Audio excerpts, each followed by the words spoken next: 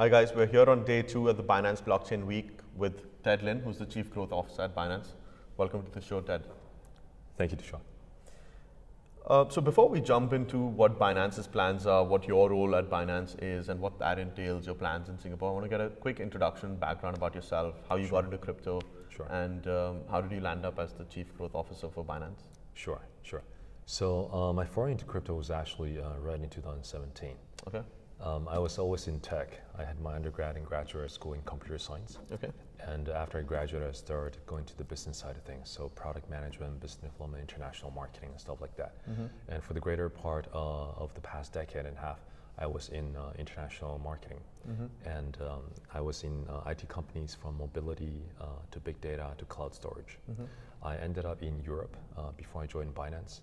And it was this fateful night in June of 2017, when I saw CZ's article on LinkedIn about this ICO he just did. Okay.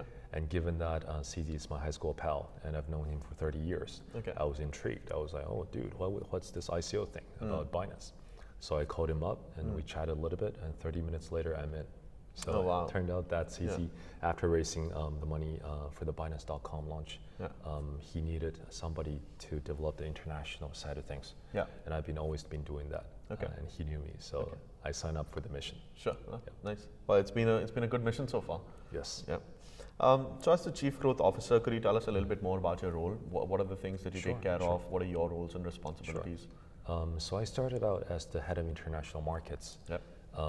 And all the way until about October in 2018, when we realized that the international markets and headquarter marketing were essentially targeting the same thing, which is to make sure that the promotion, the awareness, and the community engagement were done very well. So we actually aligned the international marketing and the marketing at the headquarter level to become the new marketing team.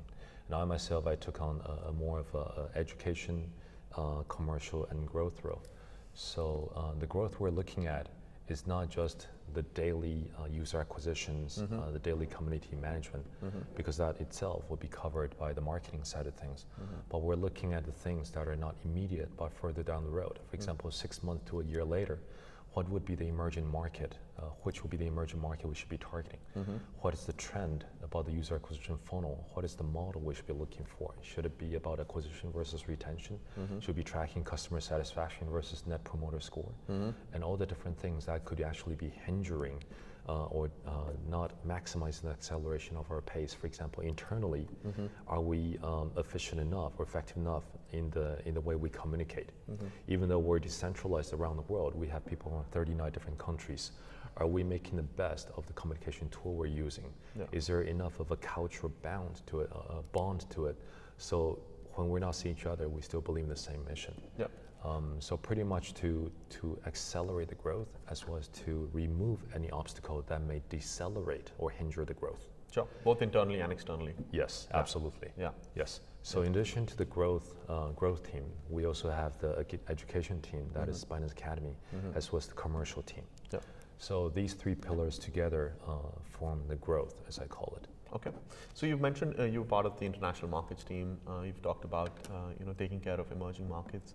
Binance had an interesting announcement recently with the Fiat on-ramp for GBP Euro Fiat exchange. Could you talk a little bit more about that and how that fits into sort of Binance's bigger ambitions, and also as your role as the Chief Growth Officer? Sure. So our mission is to spread the freedom of money. And that is through the adoption and accelerating adoption of cryptocurrency and blockchain technology.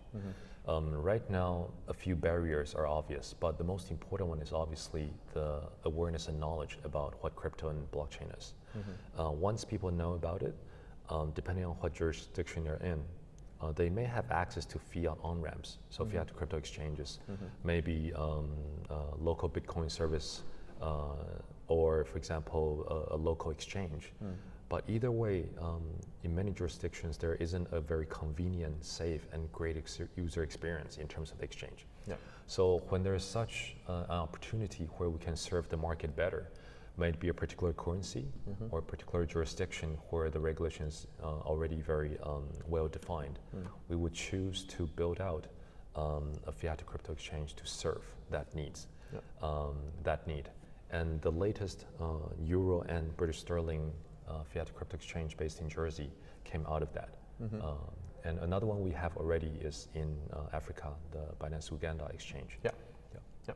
Okay, sounds good. So you mentioned three verticals that you kind of high level drill down into as part of the Chief Growth Officer. So you've got the education aspect, the commercial, and the growth aspect. Yes. So let's dive into the education aspect. So Sure. what are you trying to do with Binance Academy?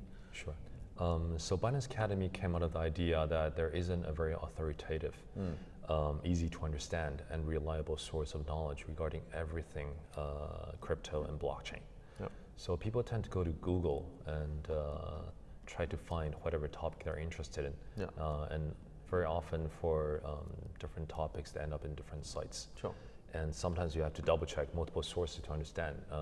Not to mention you have to be on your own when you try to dumb it down, because nobody's doing that for you. And Yeah. given that Binance has such a diverse demographic of users, we do understand the pain when a useful technology cannot be explained and introduced in a very simplistic and easy to understand way. So that's when the Binance Academy was born. Yeah. We wanted to start with beginner level knowledge pieces such as articles and videos, make it very easy for people to teach themselves. And when they suggest it to their family, whether it's 90-year-old grandma or their 6 or 7-year-old kid, Yeah. it's equally understandable. Yeah. And we also have greater plans for Academy within Q1 and this year so far.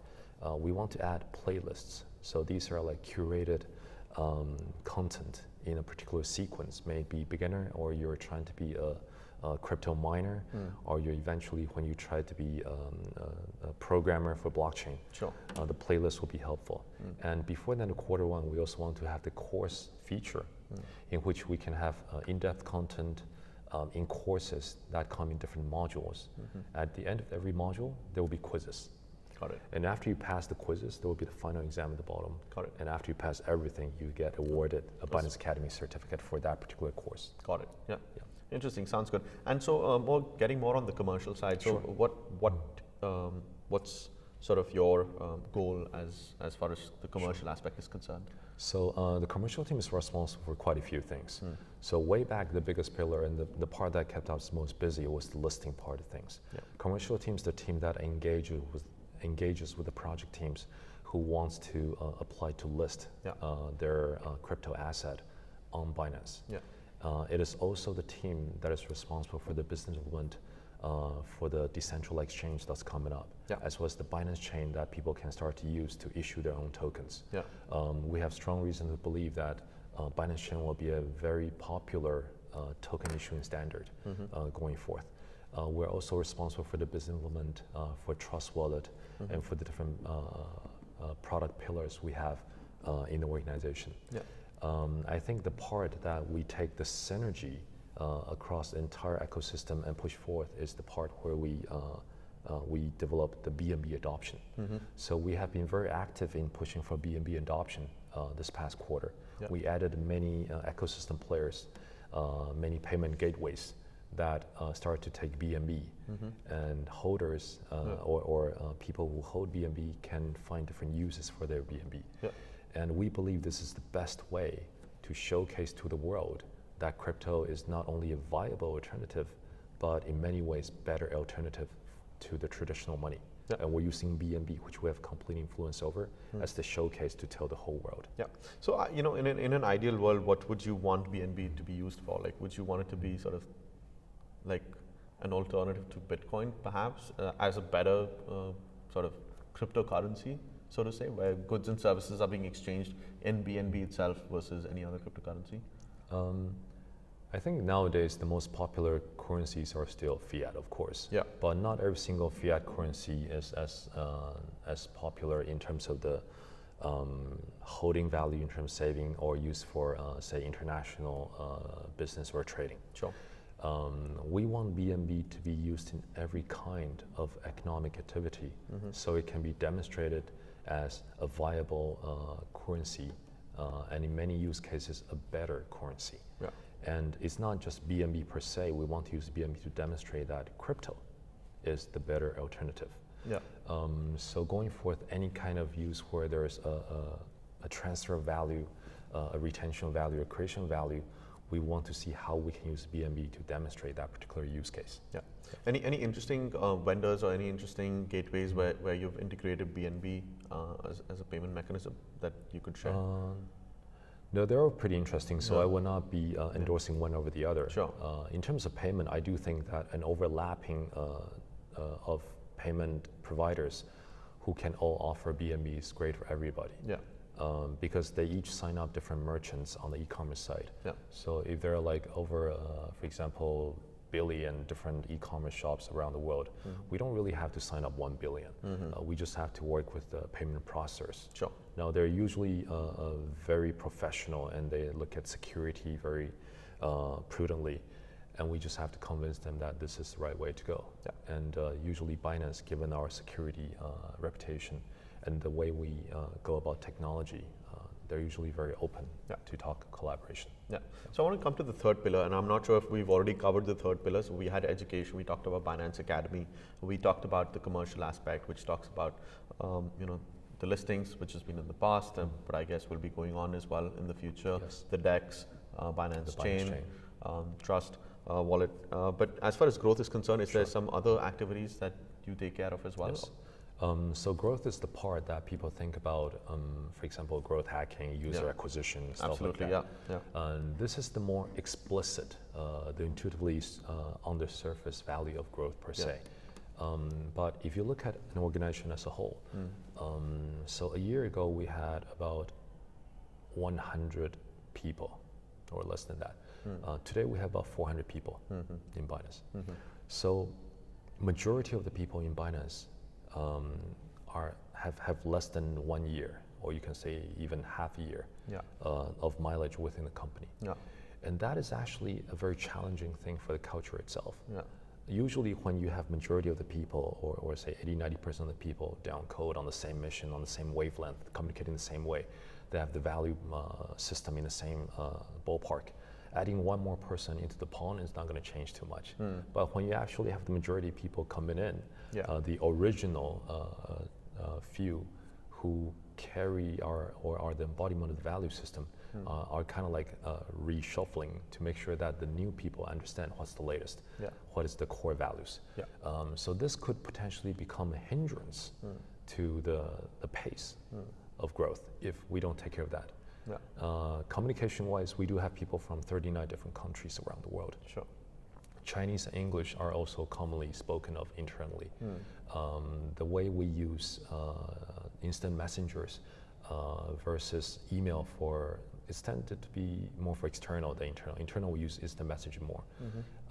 And the way we have different people around the clock, around the world, is also a challenge. So I think in addition to the user acquisition and retention models we look at, in addition to the emerging markets we're studying as where to, in addition to what other product or features or services we can add or combine into Binance.com to serve the existing users better.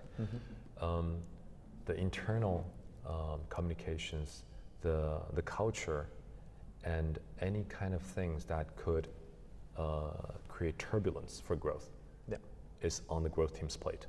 I mean, that makes absolute sense. Last couple of questions from my end. Sure. So first is, so obviously Binance has been extremely successful in acquiring customers. I mean, was there a particular strategy that you went out with in terms of customer acquisition, or I mean, what's the secret sauce? Sure. We have the referral program, but if people think it's because of the referral program, therefore we're the largest, most popular crypto exchange, then that would be an understatement. Sure. So the referral program is one of those explicit mechanics that everybody can do. But the fact is we actually focus on retention more than acquisition. We actually focus on the customer experience, on the security of the platform, and on how solid, how quick the product is. By focusing on the customer experience of the existing customers, they actually recommend their friends to join and try it out, right? When people have a chance to touch it for the first time, is it sticky enough? It depends on the first experience, the first impression. So I don't think there's any magic formula or secret sauce. Yeah. It's just the way we dig deeper into our core belief, which is make a great and safe product, and make sure the user experience is the best they have. And just by improving on that, we continue to grow. Yes. So I guess final question. So you talked about beliefs just now. You talked about your core values earlier. So what are Binance's core values? Like when a new employee is joining, what is the key message that you're trying to get across to that new employee in terms of what Binance stands for? Sure. Our mission is to spread the freedom of money. Sure. And that is by increasing adoption of cryptocurrency. And the vision is to become the infrastructure provider, the central infrastructure provider in the future economy where crypto is a fundamental protocol.